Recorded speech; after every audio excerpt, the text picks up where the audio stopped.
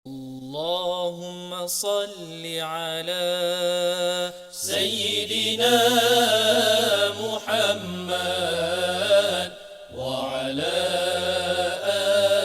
آل سيدنا محمد.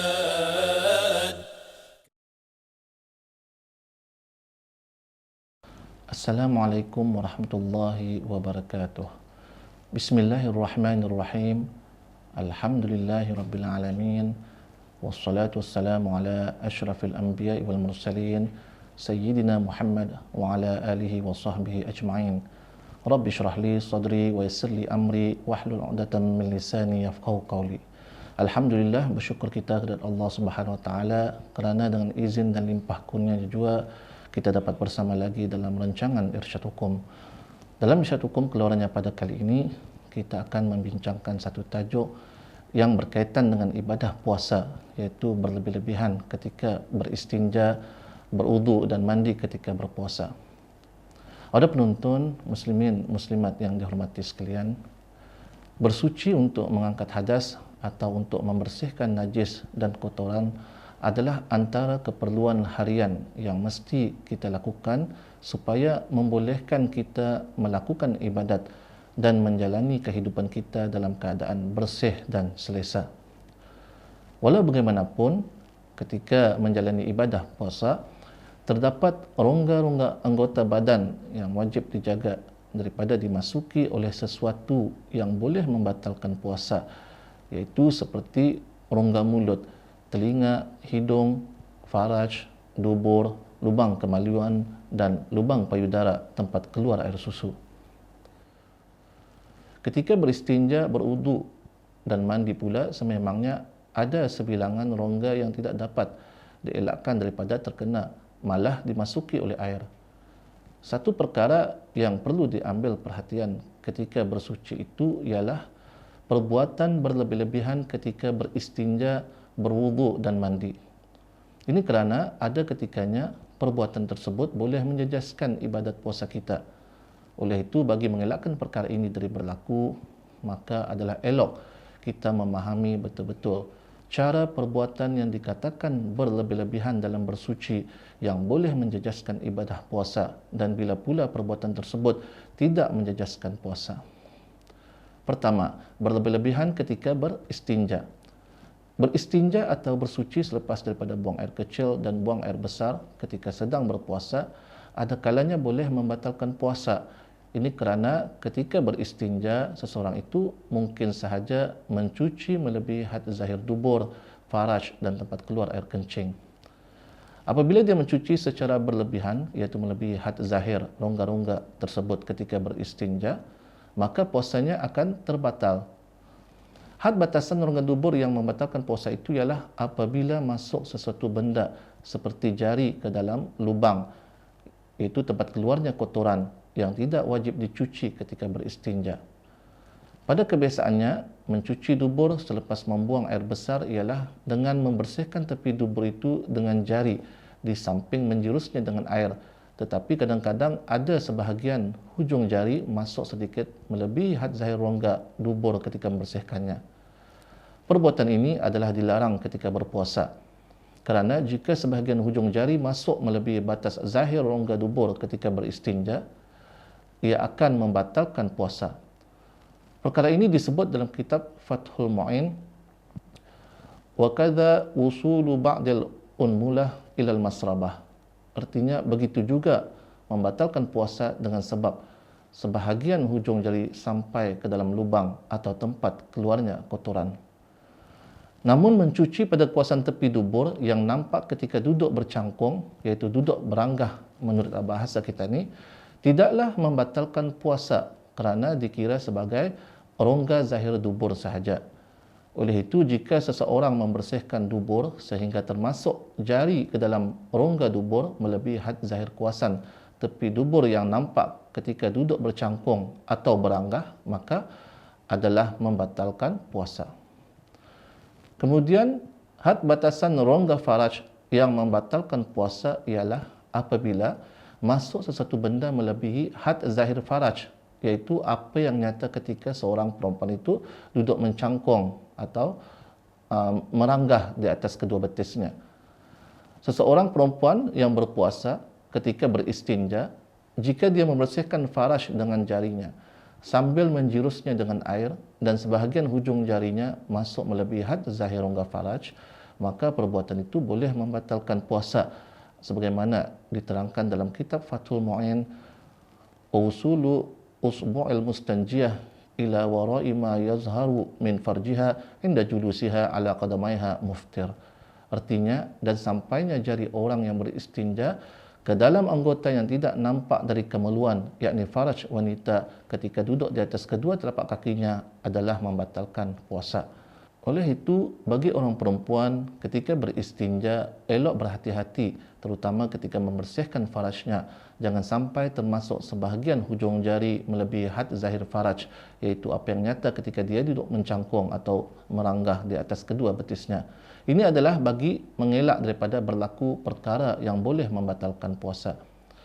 Kemudian, had batasan lubang tempat keluar air kencing yang membatalkan puasa pula ialah apabila masuk sesuatu benda ke dalam batin lubang tempat keluar air kencing walaupun tidak sampai ke pundi-pundi kencing atau tidak melebihi hasyafah.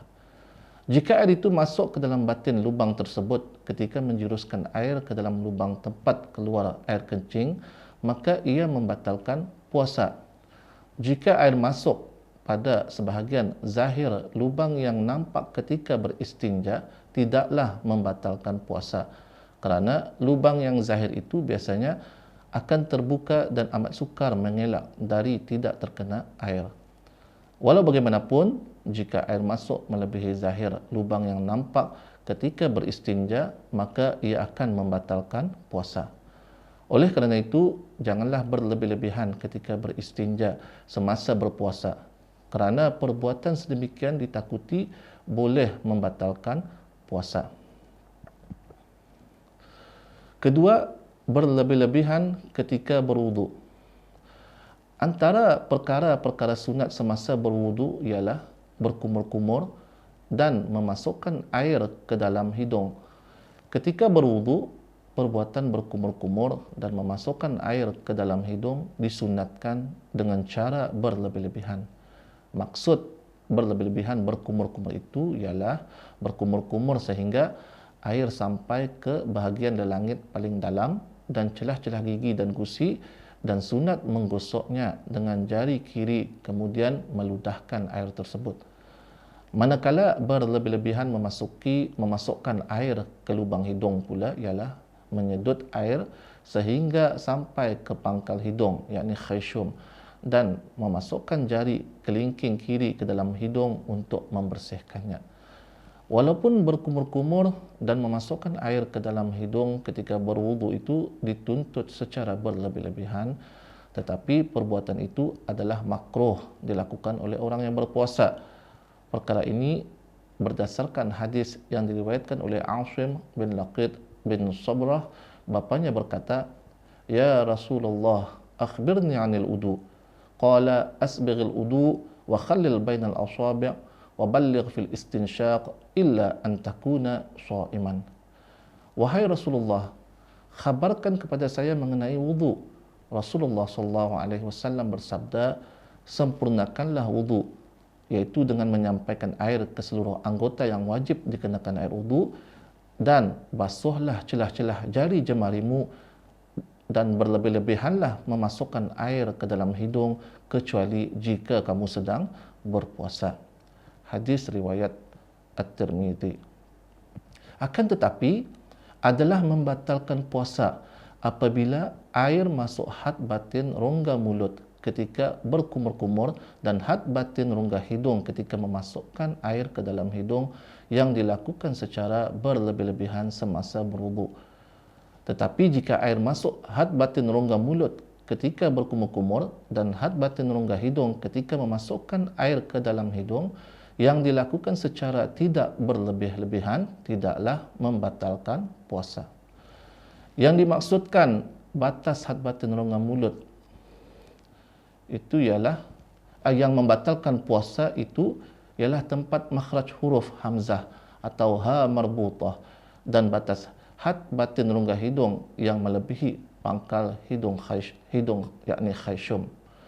Begitu juga adalah membatalkan puasa apabila air masuk had batin rongga mulut dan had batin rongga hidung ketika berkumur-kumur atau ketika masukkan air ke dalam hidung pada perbuatan yang tidak dituntut syarak, seperti membasuh anggota wudu melebihi 3 kali, iaitu kali keempat atau lebih, dan semata-mata untuk membasahkan dan menyejukkan mulut.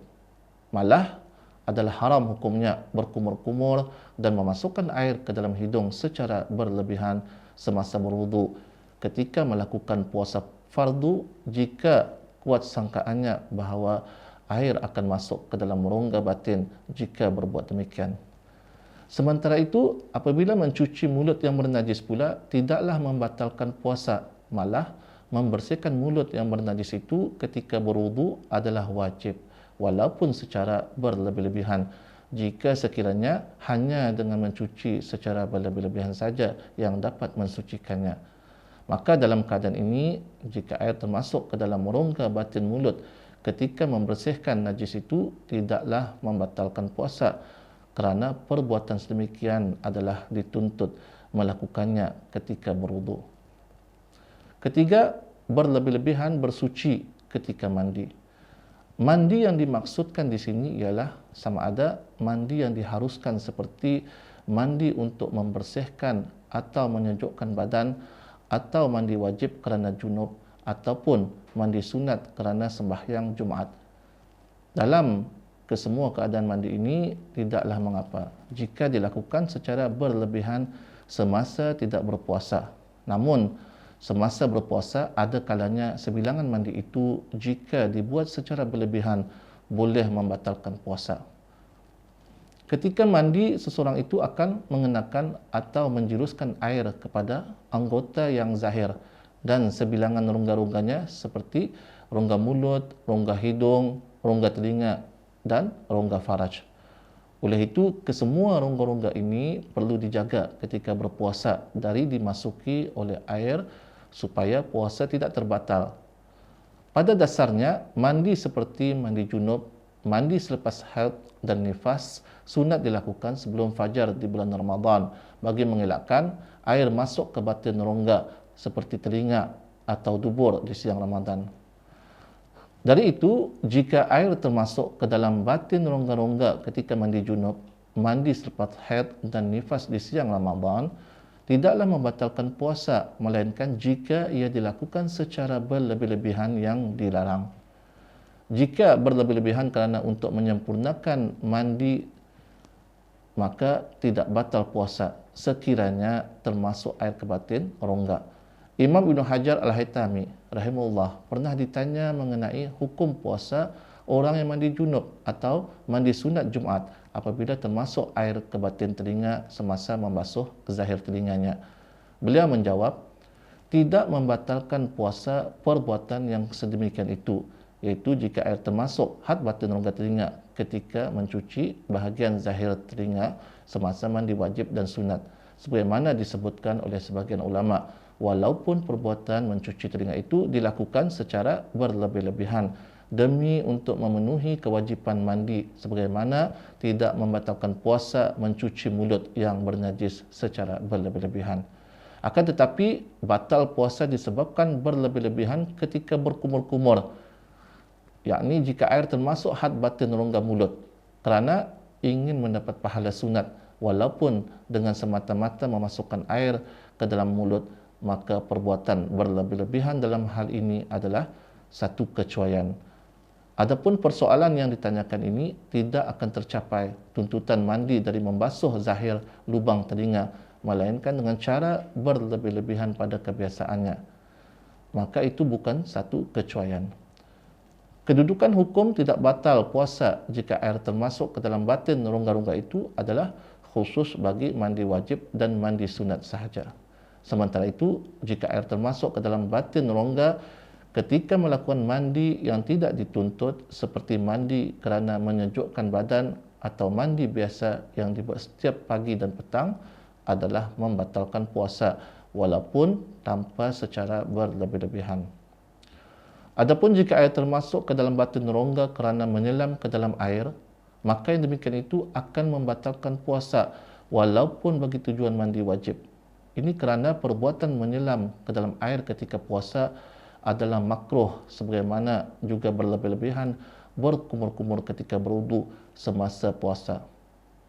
Malah, jika diketahui pada kebiasaannya dengan menyelam itu, air pasti akan masuk ke dalam rongga atau otak dan tidak dapat dielakkan, maka mandi dengan cara menyelam itu adalah haram dan boleh membatalkan puasa.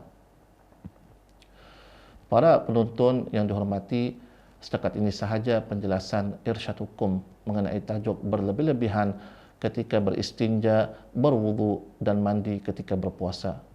Adalah elok diambil langkah berhati-hati ketika beristinja, berwudu dan mandi dalam keadaan berpuasa. Elakkan keadaan-keadaan yang boleh membatalkan puasa ketika beristinja, berwudu dan mandi itu. Semoga dengan penjelasan tadi dapat memberi manfaat dan menambah kefahaman kita dalam ibadat yang kita lakukan, khususnya ibadah puasa.